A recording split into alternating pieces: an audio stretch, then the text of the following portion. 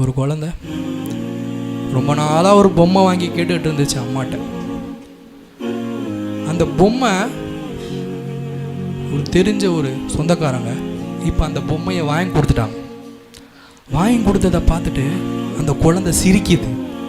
ஆனால் இப்போ தாய் அந்த குழந்தைய பார்த்து அழுதுகிட்டு இருக்கா.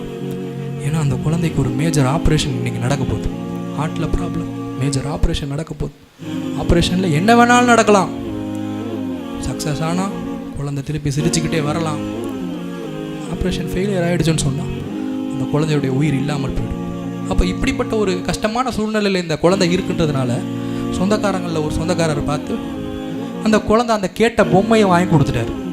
இவ்வளோ நாள் நான் கேட்டுட்டு இருந்த பொம்மை கிடச்சிருச்சுன்ற சந்தோஷம்தான் அந்த குழந்தைக்கு தெரியுதே தவிர, இன்னும் கொஞ்ச நேரத்தில் என உயிரே இல்லாமல் போகும், திருப்பி தந்தையை தாயை சந்திக்க முடியாது, பொம்மையை வாங்கி கொடுத்தவரை சந்திக்க முடியாது, அந்த பொம்மையோடையே விளையாட முடியாதுன்றது அந்த குழந்தைக்கு தெரியவில்லை.